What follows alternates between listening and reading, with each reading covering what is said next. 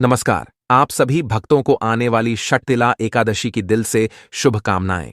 प्रिय भक्तों, हमारे पूज्य गुरु जी ने अपनी शिव महापुराण की कथा में बताया कि 25 जनवरी को आने वाली षटतिला एकादशी का दिन अत्यंत खास है और इस दिन कुछ गलतियां करने से जरूर बचे। इस दिन यदि आप कुछ गलत खा लें तो आपकी मेहनत व्यर्थ हो सकती है और घर में दरिद्रता आ सकती है। लेकिन इसी दिन कुछ ऐसी चीजें भी हैं जिनका सेवन आपके घर में धन और समृद्धि लेकर आता है। इस वीडियो में हम आपको विस्तार से बताएंगे कि आपको कौन सी चीज भूल कर भी नहीं खानी चाहिए और यह भी बताएंगे कि कौन सी चीज जरूर खानी चाहिए। दोस्तों, यह माघ मास की एकादशी 52 वर्षों के बाद एक दुर्लभ संयोग में आ रही है और साथ ही कुंभ मेला भी चल रहा है, जिससे इस एकादशी का महत्व और बढ़ गया है।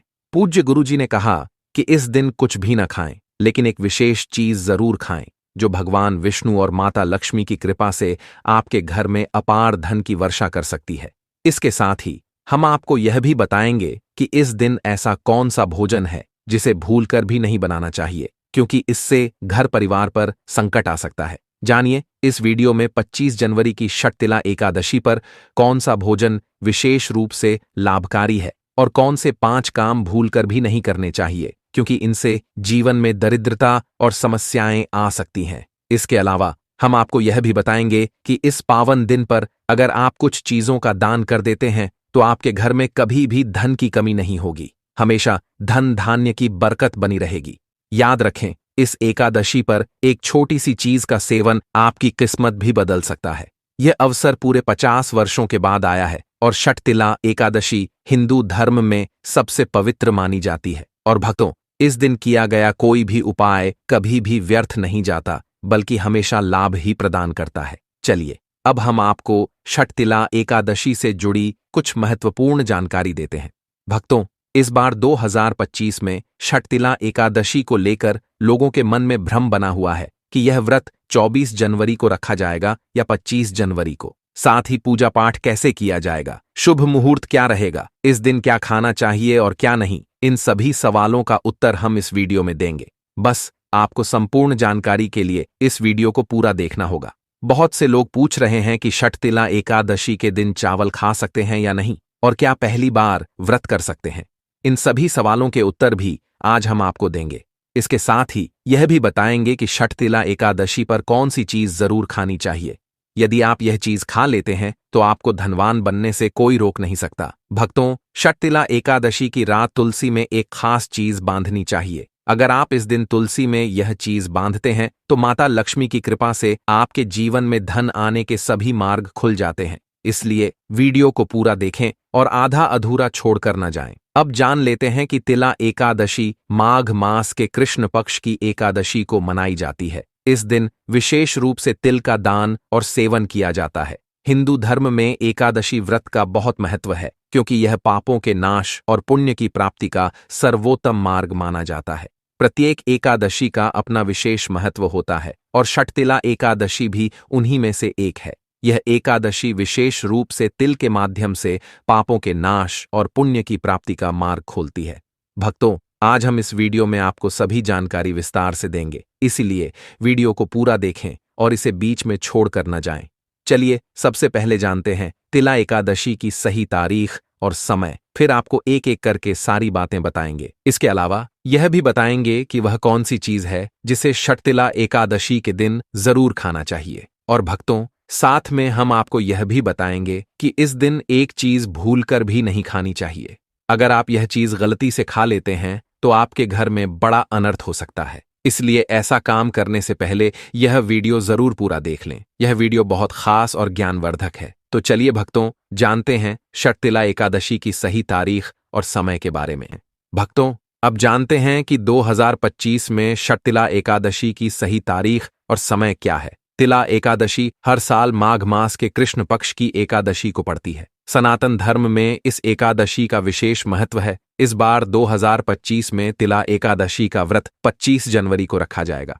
हिंदू पंचांग के अनुसार इस बार माघ मास के शुक्ल पक्ष की एकादशी तिथि की शुरुआत आज 24 जनवरी शुक्रवार को रात 8:25 पर होगी और यह तिथि 25 जनवरी शनिवार को रात 8:31 पर समाप्त होगी। उदया तिथि के अनुसार षटतिला एकादशी का व्रत 25 जनवरी को रखा जाएगा। भक्तों, व्रत के पारण का भी विशेष महत्व होता है। इस व्रत का पारण 26 जनवरी को सूर्योदय के बाद और द्वादशी तिथि समाप्त होने से पहले किया जाएगा। इस दिन पारण का शुभ समय सुबह 7:01 से सुबह 7:01 तक है, 9:02 तक रहेगा। इस बार षटतिला एकादशी के दिन दो दुर्लभ योग बन रहे हैं जो बेहद शुभ और फलदायी हैं। वैदिक पंचांग के अनुसार इस दिन ज्येष्ठा नक्षत्र और ध्रुव योग का संयोग बन रहा है। चंद्रमा वृश्चिक राशि में और सूर्य मकर राशि में रहेंगे। चलिए भक्तों, अब जानते हैं तिला एकादशी की सरल पूजा विधि। तिला एकादशी के दिन सुबह जल्दी उठकर ब्रह्म मुहूर्त में स्नान करें, स्वच्छ वस्त्र धारण करें और मंदिर की साफ सफाई कर गंगा जल से पवित्र करें। उसके बाद लकड़ी की चौकी पर पीला कपड़ा बिछाएं और भगवान विष्णु की प्रतिमा को स्थापित करें। आप चाहें तो भगवान कृष्ण की प्रतिमा भी स्थापित कर सकते हैं। पंचामृत से भगवान विष्णु का अभिषेक करें। इस दिन भगवान विष्णु को पीला चंदन, अक्षत और पीले फूल अर्पित करें। भगवान विष्णु की पूजा करें और षटतिला व्रत की कथा का पाठ करें। साथ ही विष्णु चालीसा का पाठ करें। अंत में भगवान की आरती करें, भोग लगाएं और प्रार्थना करें। अगले दिन सुबह व्रत का पारण करें और जरूरतमंद लोगों के बीच दान पुण्य करें। इस दिन उपवास रहकर पवित्र नदियों में स्नान और श्रद्धा भाव से पूजा करने से न केवल पितरों को मोक्ष मिलता है, बल्कि व्यक्ति को जीवन के सभी दुखों से भी मुक्ति मिलती है। इस दिन तिल के उपयोग और दान का विशेष महत्व है। भगवान विष्णु को तिल अर्पित करने, नहाने के पानी में तिल मिलाए, हवन और तर्पण करने से विशेष पुण्य प्राप्त होता है। भगवान विष्णु का प्रिय व्रत एकादशी हर महीने 2 बार आता है, कृष्ण पक्ष और शुक्ल पक्ष में। एक वर्ष में कुल 24 एकादशी होती हैं, लेकिन अधिक मास वाले वर्षों में इनकी संख्या 26 हो जाती है। माघ मास की कृष्ण पक्ष की एकादशी को तिला एकादशी कहते हैं। तिला एकादशी व्रत से सभी पापों का नाश होता है। यदि व्रत के दौरान श्रद्धा और निष्ठा के साथ भगवान विष्णु की पूजा की जाए तो व्यक्ति को भौतिक सुख, आध्यात्मिक उन्नति और मोक्ष की प्राप्ति होती है। इस दिन शाम के समय सत्यनारायण की कथा सुननी चाहिए। जरूरतमंदों को दान करने से जीवन की सभी परेशानियां समाप्त हो जाती हैं। पहली चीज है मांसाहारी भोजन। इस दिन मांसाहारी भोजन का सेवन पूरी तरह से वर्जित है। मांसाहार शारीरिक और आध्यात्मिक दृष्टि से पाप को बढ़ाता है। मांसाहार से तामसिक गुण बढ़ते हैं जो मानसिक शांति और संतुलन को प्रभावित करते हैं। एकादशी व्रत के दौरान केवल सात्विक भोजन की अनुमति होती है, जो शुद्धता, अहिंसा और भक्ति का प्रतीक है। इसलिए मांसाहार, अंडे, मछली, मुर्गा या अन्य किसी भी प्रकार के मांस का सेवन नहीं करना चाहिए। दूसरी चीज है खट्टे पदार्थ। षटतिला एकादशी के दिन खट्टे भोजन का सेवन भी वर्जित है। खट्टे पदार्थ जैसे आम, इमली, दही और खट्टे फल व्रत में बाधा उत्पन्न कर सकते हैं। खट्टा भोजन तामसिक गुणों को बढ़ाता है, जिससे व्यक्ति की मानसिक स्थिति पर नकारात्मक प्रभाव पड़ता है। धार्मिक दृष्टि से खट्टे पदार्थों का सेवन शरीर में नकारात्मक ऊर्जा का संचार करता है, जो एकादशी व्रत के उद्देश्य के विपरीत होता है। इसलिए इस दिन खट्टे भोजन से परहेज करना चाहिए। तीसरी चीज है नशे से संबंधित पदार्थ। षटतिला एकादशी के दिन नशे से जुड़े किसी भी प्रकार के पदार्थ जैसे शराब, तंबाकू, गुटखा या मादक द्रव्यों का सेवन पूरी तरह से वर्जित है। इनका सेवन मानसिक और शारीरिक स्वास्थ्य के लिए हानिकारक होता है और व्रत की पवित्रता को नष्ट कर सकता है। धार्मिक दृष्टि से नशे के पदार्थों का सेवन अशुद्ध लाता है और व्रत के प्रभाव को कमजोर कर देता है। इसलिए इस दिन नशे से पूरी तरह बचना चाहिए ताकि भक्ति शुद्ध और निष्कलंक बनी रहे। चौथी चीज है शक्कर और मिठाई का अधिक सेवन। षटतिला एकादशी के दिन अत्यधिक मीठे और शक्कर युक्त पदार्थों का सेवन नहीं करना चाहिए। शक्कर का अधिक सेवन शरीर में रजस और तामसिक गुणों को बढ़ाता है, जो व्रत के उद्देश्य के खिलाफ होता है। मिठाई और शक्कर का अत्यधिक उपयोग मानसिक स्थिति को प्रभावित करता है और संतुलित भक्ति में बाधा डालता है। हालांकि हल्के मीठे फल जैसे केला, सेब या नारियल का सेवन किया जा सकता है, लेकिन शक्कर और मिठाई से परहेज करना चाहिए। पांचवी चीज है प्याज और लहसुन का सेवन। षटतिला एकादशी के दिन प्याज और लहसुन का सेवन पूरी तरह से निषेध है।